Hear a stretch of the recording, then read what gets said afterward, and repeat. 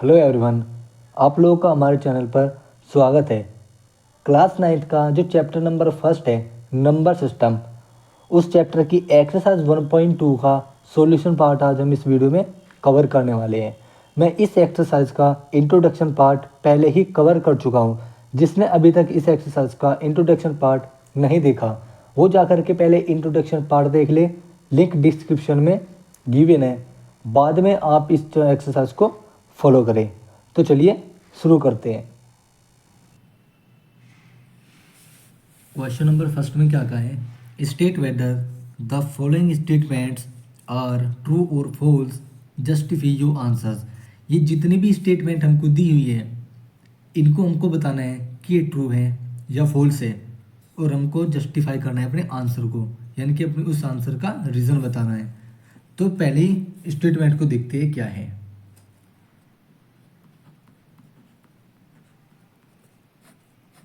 इसका first part, इसने कहा कि every irrational number is a real number. तो यस, हम यहाँ पे लिखेंगे yes every irrational number, every irrational number is a real number. और हम रीज़न क्या लिखेंगे, रीज़न लिखेंगे बिकॉज रियल नंबर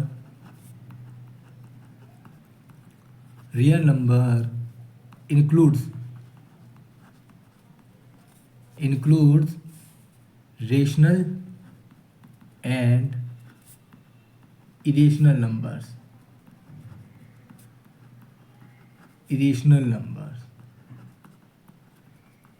ये इसका रीज़न हो जाएगा कि जो एवरी इरेशनल नंबर है वो रियल नंबर है। क्यों?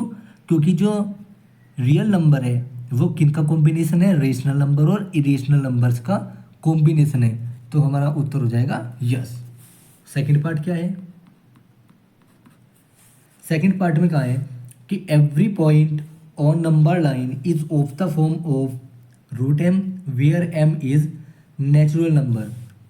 इसने कहा है कि नंबर लाइन पर जितने भी नंबर हैं क्या वो सभी रूट एम की फॉर्म में होते हैं, where m is a natural number, जहाँ एम क्या है, नेचुरल नंबर है। तो हम यहाँ पर क्या लिखेंगे, नो बिकॉज रीज़न क्या लिखेंगे, क्योंकि नंबर लाइन पर हमारे जितने भी नंबर हैं 1 2 3 4 एंड माइनस वाले जितने भी नंबर हैं क्या सभी फॉर्म रूट एम की फॉर्म में होते हैं। तो जितने भी हमारे पॉजिटिव नंबर्स हैं, ठीक है, जितने हमारे पॉजिटिव नंबर्स हैं उन सभी का तो रूट पॉसिबल है, बट जो हमारे निगेटिव नंबर हैं उनका तो रूट पॉसिबल नहीं है, जितने भी हमारे नेगेटिव नंबर है। क्योंकि नंबर लाइन है ना, नंबर लाइन पे यहाँ पर 0 हो गया, यहाँ 1 हो गया, और इधर 2 and so on plus infinity तक, इधर -1, इधर -2 एंड सो ऑन, इधर माइनस इन्फिनिटी तक। तो अब देखो 0 के इधर जितने भी हमारे पॉजिटिव नंबर हैं, ठीक है, इन सभी का तो रूट पॉसिबल है, क्योंकि ये सभी हर एक नंबर अपना में रूट एम की फॉर्म में है। जैसे मैं 1 कहूँ, 1 रूट 1 की फॉर्म में है। 2, अगर मैं 2 की बात करूँ तो 2 रूट 4 की फॉर्म में है। और जो इनके बीच में पॉइंट वाले नंबर है वे भी किसी ना किसी रूट की फॉर्म में है। बट निगेटिव नंबर्स की अगर हम बात करें, निगेटिव नंबर का रूट पॉसिबल ही नहीं है, नेगेटिव नंबर का रूट पॉसिबल ही नहीं है। तो इसलिए हम यहाँ पर लिखेंगे नो बिकॉज, कुछ भी दे दो, मतलब एक एग्जांपल दे देंगे कि, या फिर हम यहाँ पर लिख देंगे root of negative numbers doesn't exist, does not exist. जितने भी हमारे निगेटिव नंबर हैं उनका रूट एग्जिस्ट करता ही नहीं है। तो इसीलिए हम यहाँ पर आंसर देंगे नो। अब चलते हैं थर्ड पार्ट पर। थर्ड क्वेश्चन क्या कहता है, every real number is a irrational number. तो जब मैं आपको इंट्रोडक्शन पढ़ा रहा था तो मैंने इसमें बताया था कि जो एवरी नंबर है, ठीक है, एवरी नंबर रियल नंबर तो है, वो जो आपका इंटीजर हो, वो नंबर हो, या फिर इरेशनल रेशनल नंबर हो, but every real number, every real number, note every number, every number. मतलब कहने का मतलब है कि ज़रूरी नहीं है कि अगर एवरी नंबर रियल नंबर है तो ज़रूरी नहीं है कि हर रियल नंबर इन सभी कंडीशंस को सेटिस्फाई करेगा। मतलब या तो वो नेचुरल नंबर होगा, या तो वो होल नंबर होगा, या रेशनल नंबर होगा, या इरेशनल नंबर्स होगा। तो मैं यहाँ पर कहना क्या चाहता हूँ, मैं यहाँ पर ये कहना चाहता हूँ कि एवरी नंबर जो है, ये जो नेचुरल नंबर है, वो नंबर है, इरेशनल नंबर है, ये सभी तो रियल नंबर है, बट ज़रूरी नहीं है कि एवरी रियल नंबर इन सभी कंडीशंस को कंडीशंस को सेटिस्फाई करे। क्योंकि यहाँ पर देखो, मैं आपको अगर एग्जांपल से बताऊँ कि अगर मैं कहूँ जैसे रेशनल नंबर को मैं लेता हूँ 2/4, ये क्या है 1/2, मतलब 1/2 एक रेशनल नंबर है, और जब ये रेशनल नंबर है तो ये एक रियल नंबर है। बट अगर मैं बात करूँ 1.11110305 एंड सो ऑन, ये एक इरेशनल नंबर है, ठीक है, ये इरेशनल नंबर है। तो क्या ये, तो मतलब ये रियल नंबर भी है रियल नंबर। तो अब देखो, जब ये रियल नंबर है तो क्या ये रेशनल नंबर है? रियल नंबर तो ये रेशनल नंबर भी है, और रियल नंबर तो ये इरेशनल नंबर भी है। तो क्या ये रियल नंबर इस रेशनल नंबर है? बट जबकि रेशनल नंबर और इरेशनल नंबर दोनों ही रियल नंबर हैं। तो इसलिए मैंने कहा कि एवरी नंबर रियल नंबर तो है, बट ज़रूरी नहीं है कि एवरी रियल नंबर इन सभी कंडीशंस को सेटिस्फाई करे, इनमें से किसी एक को करेगा या फिर कुछ को करेगा। ठीक है, तो हम यहाँ पर आंसर क्या लिखेंगे? तो हम यहाँ पर आंसर क्या लिखेंगे? आंसर लिखेंगे नो। हम यहाँ पर लिखेंगे नो, बिकॉज रीजन में क्या लिख देंगे?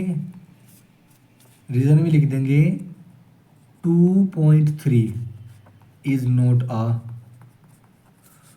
अ इरेशनल नंबर।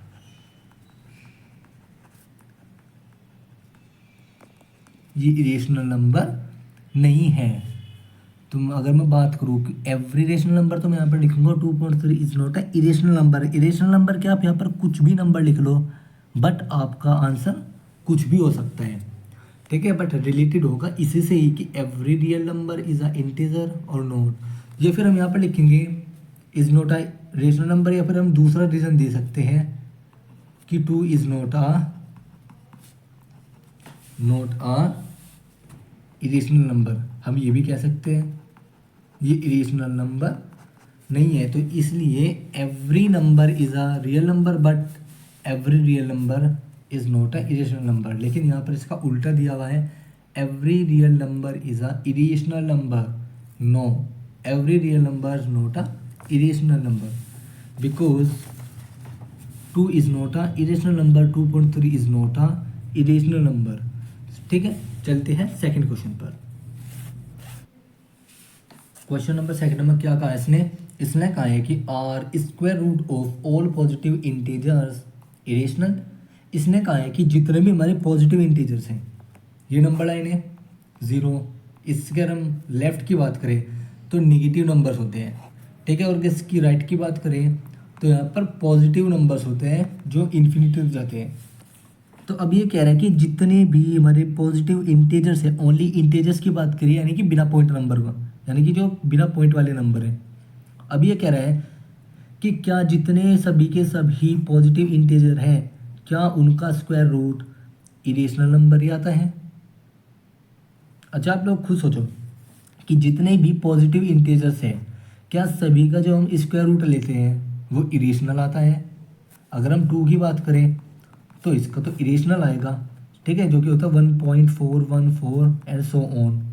ठीक है, और अगर हम बात करें √3 तो इसका भी इरेशनल आता है। लेकिन अगर हम 4 की बात करें, 4 √4, इसका जो स्क्वायर रूट आता है ना वो 2 आता है, मतलब एक नेचुरल नंबर आता है, या फिर होल नंबर भी कह दो। ठीक है, तो मीन्स हमारा जो सॉल्यूशन हो जाएगा वो क्या हो जाएगा, सॉल्यूशन हो जाएगा फॉल्स। हम यहाँ पर क्या लिखेंगे, false, because √4 = 2 is not a irrational number. आप यहाँ पर रीज़न कुछ भी दे सकते हो। मैंने यहाँ पर √4 लिया, आप √16 ले लो, आप √16 ले लो, √25 ले लो, √25 नहीं तो आप √9 ले लो।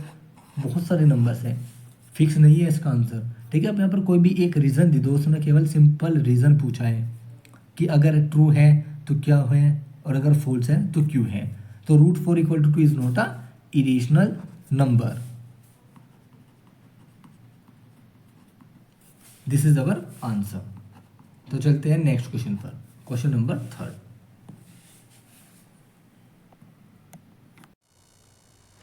क्वेश्चन नंबर 3 में क्या कहा है कि so how √5 can be represented on the number line.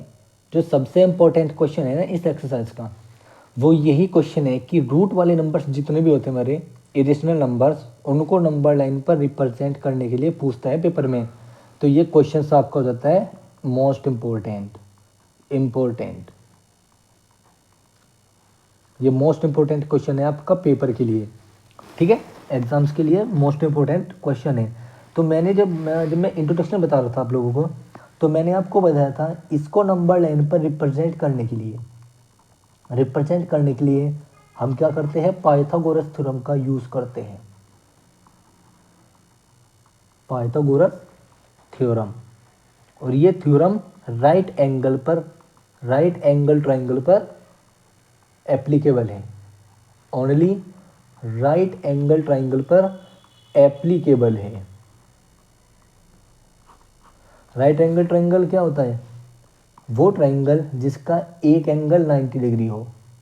ठीक है, ये राइट ट्रायंगल है आपका जिसमें एक एंगल 90 है और इसकी जो सामने वाली साइड होती है इसको हम हाइपोटेनियस बोलते हैं। हाइपोटेनियस, इसको परपेंडिकुलर बोलते हैं, परपेंडिकुलर। ठीक है, और ये जो बेस होता है, सॉरी ये जो साइड है इसको हम बेस बोलते हैं। तो पाइथागोरस थ्योरम क्या होती है, पाइथागोरस थ्योरम, इसको हम शॉर्ट में पीजीटी लिखते हैं, पीजीटी। ठीक है, ये होती है हाइपोटेनियस का स्क्वायर, इसको हम एच से रिप्रेजेंट करते हैं, हाइपोटेनियस का स्क्वायर इक्वल टू परपेंडिकुलर का स्क्वायर, इसको हम पी से रिप्रेजेंट करते हैं, प्लस बेस का स्क्वायर, इसको हम बी से रिप्रेजेंट करते हैं। तो ये क्या बोलती है कि परपेंडिकुलर और बेस का स्क्वायर का सम इस हाइपोटेनियस के स्क्वायर के इक्वल आना चाहिए। और ये जो हाइपोटेनियस होती है ना, इनमें लार्जेस्ट साइड होती है, लार्जेस्ट साइड। ठीक है, तो इसका यूज करते हुए हम इसको जो √5 है ना, इसको हम नंबर लाइन पर रिप्रेजेंट करेंगे।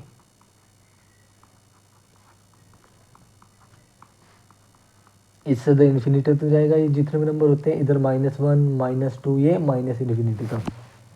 ठीक है, तो मैंने आपको इंट्रोडक्शन में बताया था कि जो √5 होता है जिसको भी हमें नंबर लाइन पर रिप्रेजेंट करना है उसको हम इस ट्राइंगल की हाइपोटेनियस मान लेते हैं। जैसे यहाँ पर √5 है तो हम यहाँ पर क्या करेंगे, इस ट्राइंगल की हाइपोटेनियस की लेंथ मान लेंगे। और लेंथ मानने के बाद हम क्या करेंगे, इस हाइपोटेनियस जो हमारी पाइथागोरस थ्योरम है ना, इसके अकॉर्डिंग हम परपेंडिकुलर डिस्टेंस और बेस की डिस्टेंस लेंगे जो इस इक्वेशन को सेटिस्फाई करेगी। मतलब हमें इसके हिसाब से जब हम इसको लेंथ ले लेंगे, जैसे मैं इसको √5 मान लेता हूँ, रुको मैं आपको यहाँ पर समझा देता हूँ। ए, ये बी और ये सी, मैंने कहा कि हम इसकी लेंथ को √5 मान लेंगे। ठीक है, √5 मानने के बाद हम यहाँ पर क्या करेंगे, इसके परपेंडिकुलर की लेंथ फाइंड आउट करेंगे, उस ट्राइंगल की बेस की लेंथ फाइंड आउट करेंगे। और फिर लेंथ फाइंड आउट करने के बाद हम नंबर लाइन पर इस ट्राइंगल को सबसे पहले बनाएंगे। मैं अभी आपको दूसरे पेज पे बताऊंगा। तो देखो मैं यहाँ पर ये कहना चाहता हूँ कि हम इसके हिसाब से इसकी लेंथ फाइंड आउट करेंगे, उसकी लेंथ फाइंड आउट करेंगे जो कि इस इक्वेशन को सेटिस्फाई करेगी।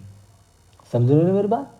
जैसे यहाँ पर √5 है, इस इक्वेशन को सेटिस्फाई करे, हमें इस हिसाब से इसकी लेंथ, परपेंडिकुलर लेंथ और बेस लेंथ फाइंड आउट करनी होगी। तो जैसे √5 है तो √5 को अगर मैं देखूँ उसका स्क्वायर क्या आएगा, 5 आएगा, ठीक है, ये 5 है, 5 आएगा। अब मुझे ऐसी क्या साइड लूँ परपेंडिकुलर और बेस की ऐसी क्या साइड चूज़ करूँ कि उनके स्क्वायर का सम करके 5 के स्क्वायर के इक्वल आए, मतलब 5 के इक्वल आए। तो क्या लूँ, तो देखो मैं अगर इसको ले लूँ 1 और इसको ले लूँ 2, ठीक है, देखो ध्यान से, अगर मैं इस बेस को 2 मान लूँ, आप जो भी सबसे बड़े वाली साइड जो मानोगे ना, आप इस बेस को मानोगे, ठीक है, मैं केवल इन दोनों की बात कर रहा हूँ। जो सबसे ज़्यादा लेंथ मानोगे इन दोनों में से वो इसकी मानोगे, तो इसको मैंने 2 यूनिट नाम दे दिया, इसको 1 यूनिट लेंथ दे दी। तो अब देखो इसको मैंने 2 यूनिट लेंथ दी, तो देखो √5 का स्क्वायर इक्वल आया 2 के स्क्वायर प्लस 1 का स्क्वायर, ये परपेंडिकुलर का स्क्वायर प्लस ये बेस का स्क्वायर, ये हाइपोटेनस का स्क्वायर, ये भी 5 आएगा और ये भी 5 आएगा, ये देखो। तो अब हमने क्या किया, हमने यहाँ पर इसके अकॉर्डिंग पाइथागोरस थ्योरम का यूज़ करते हुए हमने यहाँ पर परपेंडिकुलर लेंथ और बेस लेंथ फाइंड आउट कर ली। अब नंबर लाइन पर इसको रिप्रेजेंट कैसे करते हैं, अब देखो नंबर लाइन पर रिप्रेजेंट कैसे करते हैं। मैंने आपको बताया था हम यहाँ पर क्या करेंगे कि ट्राइंगल को हम नंबर लाइन से ही बनाते हुए चलेंगे, ठीक है, वो तो वहाँ पर मैंने केवल समझाने के लिए आपको बताया। तो देखो नंबर लाइन हमने यहाँ पर एक ड्रॉ कर ली, ड्रॉ करने के बाद हम यहाँ पर कहीं पर भी एक 0 मान लो, यहाँ पर 0 मान लो और यहाँ पर 1 मान लो, ठीक है, इनके बीच में कुछ भी मान लो, यहाँ पर 0 मान लो, यहाँ 1 मान लो। अब इसके बीच में हम यहाँ पर क्या करेंगे, 2 यूनिट लेंथ लेंगे। क्यों, क्योंकि सबसे पहले हमें बेस बनाना होगा। मैंने आपको इंट्रोडक्शन में बताया था कि हम नंबर लाइन के ऊपर ट्राइंगल को बनाते हुए चलेंगे उसके साइड्स के अकॉर्डिंग। तो सबसे पहले हमें बेस चाहिए, बेस तो इस नंबर के ऊपर ही आएगा, नंबर लाइन के ऊपर आएगा। तो बेस कितने यूनिट का है, 2 यूनिट का, तो हम 0 से 2 यूनिट लेंथ लेते हैं। मैंने मान लिया हमने ये ले ली 2 यूनिट लेंथ। मेरे पास कंपास नहीं है, मैं आप लोगों को किसी और दिन आपको कंपास की मदद से इसको बना करके दिखाऊंगा, अभी तो फिलहाल मैं आपको वैसे ही समझा रहा हूँ, ठीक है। अब देखो हमने इसको 2 यूनिट लेंथ ले ली। अब परपेंडिकुलर, हमको परपेंडिकुलर डिस्टेंस लेनी है, तो ये तो हो गया हमारी BC, B और C, ये तो BC तो बेस हो गया, ठीक है, 2 यूनिट। अब मैं क्या लूँगा, मैं यहाँ पर परपेंडिकुलर डिस्टेंस लूँगा विच इज़ 1 यूनिट। 1 यूनिट मैंने यहाँ पर, सबसे पहले हम क्या करेंगे, सबसे पहले हम परपेंडिकुलर डालेंगे इस बेस के ऊपर, ठीक है, इस बेस के ऊपर मैंने परपेंडिकुलर ड्रॉ कर लिया। अब ड्रॉ करने के बाद हम यहाँ पर 1 यूनिट का आर्क लगाएंगे, क्योंकि इसकी डिस्टेंस कितनी है, परपेंडिकुलर डिस्टेंस 1 यूनिट। तो पहले परपेंडिकुलर डिस्टेंस ड्रॉ करेंगे और करने के बाद 1 यूनिट का आर्क लगा देंगे। तो मैंने कहा हमने 1 यूनिट का आर्क लगा दिया। अब जैसे ही ये 1 यूनिट का आर्क लगेगा तो 1 और ये 2 और ये 90 डिग्री, अब हम क्या करेंगे, जहाँ पर ये आर्क कट करेगा वहाँ से इस पॉइंट को, इस स्टार्टिंग पॉइंट को ज्वाइन कर देंगे। तो यहाँ पर ये √5 लेंथ आ जाएगी, अपना आप ये √5 लेंथ की हो जाएगी। क्यों, क्योंकि हमने पाइथागोरस थ्योरम का यूज़ करके हमने ये साइड इसके अकॉर्डिंग ही तो स्प्लिट की कि हम यहाँ पर परपेंडिकुलर डिस्टेंस बनाएंगे, बेस बनाएंगे और उसके अकॉर्डिंग हम यहाँ पर √5 को इसकी लेंथ दे देंगे, यहाँ पर A हो गया। हम यहाँ पर मान लेते हैं ये पॉइंट C है, ठीक है, ये C है, ओके, ये पॉइंट C है, तो यहाँ पर √5 आ गया। अब हम क्या करेंगे, अब देखो यहाँ से मैंने आपको इंट्रोडक्शन में ये बताया था कि हम यहाँ पर आर्क लगाएंगे, आर्क कहाँ से लगाएंगे, इस परपेंडिकुलर डिस्टेंस के एंड पॉइंट्स को मान करके, लेकिन वो गलत था, मुझसे मिस्टेक हो गई, मैंने आपको यहाँ की बजाय यहाँ से आर्क लगाने के लिए कहा, जबकि हमको डिस्टेंस क्या लेनी है, इस परपेंडिकुलर डिस्टेंस को मान करके, ठीक है। यहाँ पर प्रकार की टिप रख के, ठीक है, आपकी जो कंपास है उसकी टिप यहाँ पर रख के और पेंसिल की टिप यहाँ रख के यहाँ से एक आर्क लगा देंगे। इसको हम रेडियस मानेंगे, क्योंकि जो हम आर्क लगाएंगे ना, वो जो आर्क लगाएंगे ये उसकी रेडियस होगी, ठीक है। मैंने आपको इंट्रोडक्शन में इसको कहा, लेकिन इसको नहीं करना है, इसकी डिस्टेंस हमको नहीं लेनी, ठीक है, इसकी डिस्टेंस हमको नहीं लेनी, हमें डिस्टेंस लेनी है AC की। हर क्वेश्चन में हमको जो भी आर्क लगाएंगे वो हम इस जो √5 होता है, ये जो हमारा इरेशनल नंबर होगा, उसकी लेंथ को रेडियस मान करके हम यहाँ से स्टार्टिंग पॉइंट से आर्क लगा देंगे। तो जैसे ये मेरा पुरकार है, इसकी टिप यहाँ और ये पेंसिल है, पेंसिल की टिप यहाँ, हम यहाँ से आर्क ऐसे लगा देंगे। तो ये जहाँ पर भी ये इसको कट करेगा या फिर जहाँ पर भी ये इसको कट करेगा, मान लो इसने यहाँ पर कट किया यहाँ पर, ठीक है, तो यहाँ पर √5 क्या हो जाएगा, रिप्रेजेंट हो जाएगा। और यहाँ पर पाइथागोरस थ्योरम का यूज हुआ है, ठीक है, Pythagoras theorem, this is the theorem which is used here, ठीक है, जो यहाँ पर यूज होती है। और हमको आर्क जो ये हाइपोटेनियस है, इस हाइपोटेनियस की लेंथ को रेडियस मान करके हमें स्टार्टिंग पॉइंट से आर्क लगा देना, और जहाँ पर भी आर्क इसको कट करेगा वहाँ पर √5 रिप्रेजेंट हो जाएगा। मैं आपको किसी दिन कंपास की हेल्प से इसको करके दिखाऊंगा, ठीक है। तो बेसिकली यही था solution part of chapter 1 exercise 1.2। अगर आप लोगों को हमारी वीडियो पसंद आई तो हमारे चैनल को लाइक कीजिए, सब्सक्राइब कीजिए और हमारी वीडियो को शेयर कीजिए, और हमारे चैनल को ज़्यादा से ज़्यादा सपोर्ट कीजिए ताकि हमारे चैनल का लेटेस्ट इन्फॉर्मेशन आपको मिलता रहे। Thank you for watching video.